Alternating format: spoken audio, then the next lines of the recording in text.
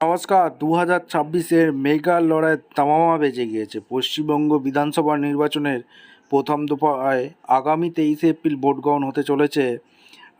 বাঁকুড়া জেলার 12টি আসনে এই 12টি কেন্দ্রে এবার কার পাল্লা ভারী? ঘাসফুল না পদ্ম শিবির নাকি বাম কংগ্রেস জোট দেখাবে ম্যাজিক? আজকের ভিডিওতে আমরা বাঁকুড়া জেলার জনমত সমীক্ষা নিয়ে বিস্তারিত আলোচনা করব। বাঁকুড়া জেলার 12টি আসন হলো সালতোরা, ছাদনা, রানীবাঁধ, রায়পুর, তালডাংরা, বাঁকুড়া, বড়জোড়া, অন্দা, বিষ্ণুপুর, কতুলপুর, ইন্দাস এবং সোনামুখী।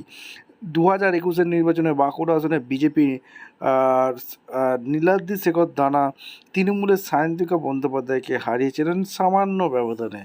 এবারও কি সেই রেস বজায় থাকবে নাকি বদলে যাবে চিত্র? এই লড়াইয়ের একদিকে রয়েছে শাসক দল তৃণমূল কংগ্রেসের উন্নয়ন ও লক্ষ্মীর ভাণ্ডার এর মতো জনমুখী প্রকল্পের আত্মবিশ্বাসী, অন্যদিকে বিজেপির দুর্নীতি ও সন্ত্রাসের অভিযোগ তুলে পরিবর্তনের ডাক দিচ্ছে। বাঁকুড়ায় অমিত শাহ এবং যোগী আদিত্যনাথের মতো হেভিওয়েট নেতারা ইতিপূর্বেই বড় জনসভা করেছেন। জনমত সমীক্ষার ফলাফল কি উঠে আসছে আমাদের সামনে তুলে ধরব। আমাদের সমীক্ষা অনুযায়ী কি হতে চলেছে আমাদের সামনে সম্ভাব্য ওপিনিয়ন পোল আপনাদের রাখবো। কি হতে চলেছে আজকের এই ভিডিওতে বিস্তারিতভাবে আলোচনা করব। বাঁকুড়া জেলার 12টি বিধানসভা আসন আছে। এখানে বিজেপি কেমন ফল করতে পারে, কটা আসন পেতে পারে, তৃণমূল কটা পেতে পারে, কংগ্রেস কটা পেতে পারে, সিপিএম বা নওশাদ সিদ্দিকী, হুমায়ুন কবিরের দল কটা পেতে পারে, আদার্স অন্যান্য পার্টি কটা পেতে পারে, আজকের এই ভিডিওতে বিস্তারিত আলোচনা করব। চ্যানেলে ফার্স্ট টাইম থাকলে চ্যানেলটাকে সাবস্ক্রাইব করে বেল আইকনটা টিপে রাখতে হবে। এটা জনমত সমীক্ষা, সম্ভাব্য সমীক্ষা। এই সমীক্ষা মিলতেও পারে আবার নাও মিলতে পারে। এক এক করে দেখে নেব। প্রথম যে আসনটা দেখব বাঁকুড়া জেলার সালতোরা আসনটি এবারে সম্ভাব্য জয়ী তৃণমূল কংগ্রেস হতে যাচ্ছে। তৃণমূল কংগ্রেস একটি আসনে এগিয়ে গেল। এরপরে যেটা দেখাবো ছাদনা, এখানে সম্ভাব্য জয়ী বিজেপি হতে যাচ্ছে।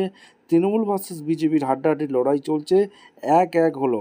এরপরে 3 নম্বর রানীবাঁধ, সম্ভাব্য জয়ী তৃণমূল কংগ্রেস এগিয়ে গেল 2-1। Trinamool 2, BJP 1, others 0, Congress 0, CPM 0। এরপরে যে আসনটা দেখাবো রায়পুর, বাঁকুড়া জেলার রায়পুর, সম্ভাব্য জয়ী তৃণমূল কংগ্রেস প্রার্থী। এখানে Trinamool 3, BJP 1, Congress 0, others party 0। এরপরে যে দেখাবো তালডাংরা, খুব গুরুত্বপূর্ণ বিধানসভা কেন্দ্র, যেখানে সম্ভাব্য জয়ী তৃণমূল কংগ্রেস প্রার্থী। তৃণমূল 4-এ এগিয়ে গেল, বিজেপি 1, কংগ্রেস 0 এবং আদার্স পার্টি 0। এরপর 6 নম্বর বাঁকুড়া, এই আসনটি হেভিওয়েট কেন্দ্র, যেখানে বিজেপি জয়ী হতে চলেছে। BJP 2, Trinamool 4, Congress 0, others 0। এরপরে আপনাদের সামনে বড়জোড়া, এই আসনটা সম্ভাব্য জয়ী এবারে তৃণমূল কংগ্রেস হতে পারে। তৃণমূল 5-এ পৌঁছে গেল, বিজেপি 2, কংগ্রেস 0, আদার্স 0। এরপরে যেটা ওন্দা, এই আসনটি বিজেপি শক্ত কাটেই বিজেপি জিততে চলেছে। বিজেপি 3, তৃণমূল 5, কংগ্রেস 0 এবং আদার্স 0। এরপরে 9 নম্বর বিষ্ণুপুর, এই আসনটাও বিজেপি জিততে চলেছে। 4, BJP 5, Trinamool Congress 0, others party 0। এরপরে কতুলপুর, এই আসনটাও সম্ভব জয়ী বিজেপি প্রার্থী। তৃণমূল ভার্সাস বিজেপির হাড্ডাহাড্ডি লড়াই চলছে। Trinamool 5, BJP 5, Congress 0, others 0। 11 নম্বর ইন্দাস, এটাও সম্ভব জয়ী বিজেপি।